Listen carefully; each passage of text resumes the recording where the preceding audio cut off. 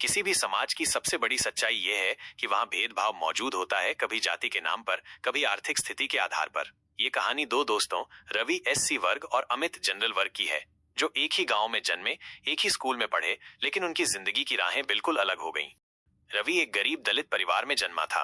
उसके पिता मजदूरी करते थे और माँ दूसरों के घरों में बर्तन मांजती थी। रवि निराश होकर अपने माँ बाप से कहता है, बाबूजी, अम्मा, हम इतनी गरीब क्यों हैं? हम भी क्यों नहीं अच्छे कपड़े पहन सकते? अच्छे घर में क्यों नहीं हम रह सकते हैं? बेटा, गरीबी हमारा दुर्भाग्य नहीं, हमारी परीक्षा है। हम मेहनत करते हैं लेकिन हमारे पास जमीन नहीं, व्यापार नहीं, कोई सहारा नहीं है। हमारे पूर्वजों ने तो जो कष्ट सहे हैं वही हमें भी सहने पड़ रहे हैं। बेटा, तेरी माँ दूसरे के घरों में बर्तन मांजती है लेकिन तुझे कभी भूखा नहीं सोने दिया। गरीब हैं पर ईमानदार भी हैं हम। पर अम्मा, जब स्कूल में मेरे दोस्त नए बैग और जूते लाते हैं तो मुझे शर्म आती है। वे मुझे चिढ़ाते हैं कि मैं गरीब हूँ, दलित हूँ, मेरी किस्मत में हमेशा गरीबी ही रहेगी। बेटा, लोग तुझे कुछ भी कहें, लेकिन असली जीत गरीबी को हराने में है, दूसरे की बातों में नहीं। जब तू बड़ा होकर अफसर बनेगा ना, तब तेरा अपना घर होगा, तब यही लोग तुझे सलाम करेंगे। पर बाबूजी, हम इतने गरीब हैं तो मैं पढ़ाई कैसे करूँगा? मेरे पास किताबें तक नहीं हैं। बेटा, तेरी माँ भूखी रह लेगी पर तेरी किताबों के लिए पैसे जुटा लेगी। तुझे पढ़ना ही होगा क्योंकि यही गरीबी से निकलने का एकमात्र रास्ता है। बाबूजी, अम्मा, मैं वादा करता हूँ कि मैं इतनी मेहनत करूँगा कि एक दिन हमारी गरीबी खत्म कर दूँगा। हम भी पक्के मकान में रहेंगे, अच्छे कपड़े पहनेंगे और कोई भी हमें गरीब कहने की हिम्मत तक नहीं करेगा। बस बेटा, यही जज्बा बनाए रख, गरीबी हमारी पहचान नहीं, हमारी आजमाइश है। तू मेहनत करेगा तो एक दिन हम भी इस अंधेरे से बाहर निकल आएंगे। रवि की आंखों में अब आंसू नहीं, बल्कि एक नया हौसला है। वो समझ चुका है कि गरीबी उसकी किस्मत नहीं, बल्कि एक चुनौती है जिसे वो अपनी मेहनत से हराकर ही दम लेगा। गरीबी के बावजूद रवि पढ़ाई में बहुत तेज था। दूसरी ओर अमित एक ऊंची जाति के संपन्न परिवार से था। उसके पिता सरकारी अफसर थे और घर में किसी चीज की कमी नहीं थी। माँ, मुझे एक बात पूछनी थी। मैं सोचता हूँ कि हमारे पास सब कुछ है, पैसा, घर, गाड़ी, सब कुछ। फिर भी कभी कभी लगता है कि मेरी जिंदगी में कुछ कमी सी है। क्या तुम्हें ऐसा लगता है? बिल्कुल बेटा, यह एक सामान्य सवाल है। हमारे पास भले ही सारे भौतिक सुख साधन हों, लेकिन असली खुशी तो दिल की संतुष्टि और आंतरिक शांति से ही आती है। ये सभी चीजें तभी सच में मायने रखती हैं जब हम इन्हें अपने और दूसरों की भलाई के लिए इस्तेमाल करें। तो माँ, तुम्हारा मतलब है कि खुश रहने के लिए हमें इन सारी चीजों की जरूरत नहीं है? नहीं बेटा, इन चीजों की जरूरत है, लेकिन इन्हें पाने के लिए अगर हम अपनी शांति और खुशियों को खो देते हैं, तो इनका कोई मूल्य नहीं होता है। खुश रहने के लिए हमें अपने आसपास के लोगों को प्यार और सहयोग देना चाहिए, और इनसे और सबसे जरूरी बात, अपनी मेहनत और ईमानदारी से जो हम पाते हैं ना, वही असली संतुष्टि देती है। माँ, तुम्हारा कहना सही है। जब मैंने तुम्हें देखा तो हमेशा तुम बहुत खुश रहती हो। कभी ना कभी तो मुझे यह समझ में आया है कि तुम इतनी खुश क्यों हो, जबकि हमारे पास सब कुछ है। तुम खुद को संतुष्ट रखने की कला जानती हो।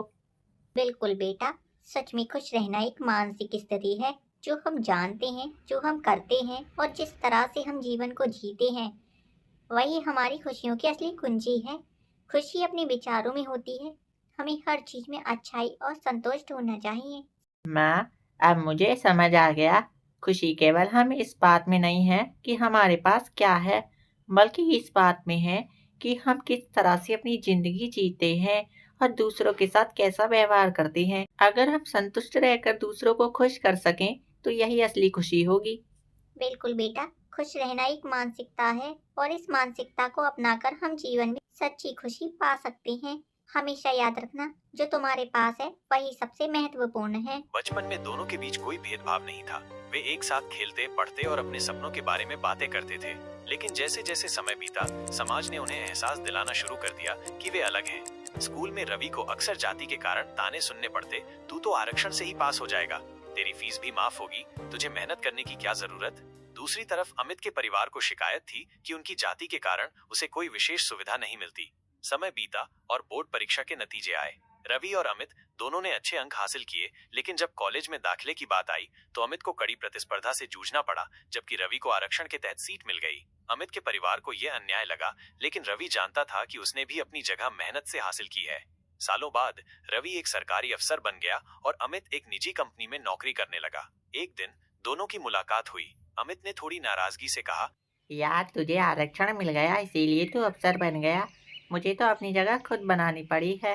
रवि ने हल्की मुस्कान के साथ जवाब दिया, तू सही कह रहा है अमित, लेकिन क्या तुझे याद है जब तू क्लास के बाद ट्यूशन जाता और मैं खेतों में अपने पिता की मदद करता था? जब तू एसी कमरे में पढ़ाई करता था, तब मैं लालटेन के नीचे किताबें पढ़ता था। आरक्षण ने मुझे सिर्फ एक मौका दिया है, लेकिन मैंने यहाँ तक पहुँचने के लिए उतनी ही मेहनत की है जितनी कि तूने की है। अमित चुप हो गया। उसे एहसास हुआ कि जीवन सिर्फ आरक्षण या सुविधाओं का खेल नहीं है, बल्कि हर इंसान अपनी परिस्थितियों से लड़कर आगे बढ़ता है।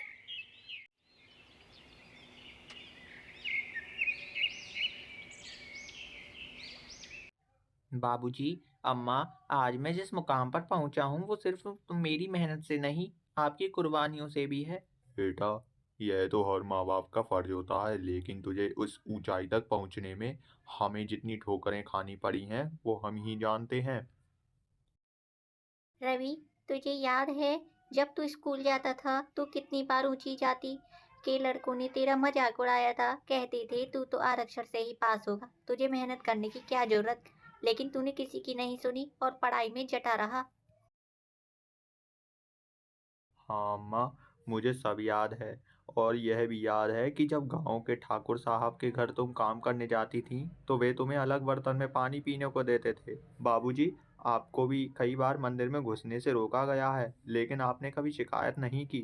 बेटा, हम सब जानते हैं कि समाज जल्दी बदलने वाला नहीं है, लेकिन हमने यह ठान लिया था कि तुम्हें इस दलदल से बाहर निकालेंगे। और आप दोनों ने वही किया बाबूजी। आज मैं सरकारी अफसर बन गया हूँ, अब मुझे किसी ठाकुर साहब के घर बाहर खड़ा नहीं रहना पड़ेगा, किसी ऊंची जाति के आदमी से अपमान नहीं सहना पड़ेगा। लेकिन लेकिन क्या बेटा? लेकिन समाज अभी भी हमें अपने जाति नाम से पहचानता है, हमारी मेहनत से नहीं। लोग कहते हैं कि मुझे ये नौकरी आरक्षण की वजह से मिली, मेरी काबिलियत की वजह से नहीं। बाबूजी, क्या हम इस सोच को कभी बदल पाएंगे? बिल्कुल बदल पाएंगे बेटा, तू आगे बढ़ता रहे और आने वाली पीढ़ी के लिए ऐसे रास्ते बना कि उन्हें किसी आरक्षण की जरूरत ही ना पड़े। जिस दिन हमारी मेहनत और काबिलियत बिना किसी सहारे के पहचानी जाएगी, उस दिन समाज भी बदलेगा। बेटा, हमें तुझ पर गर्व है। तू बस अपना काम पूरी ईमानदारी से करता रहे। समाज तुझे तेरी मेहनत से जानेगा, ना कि तेरी जाति से।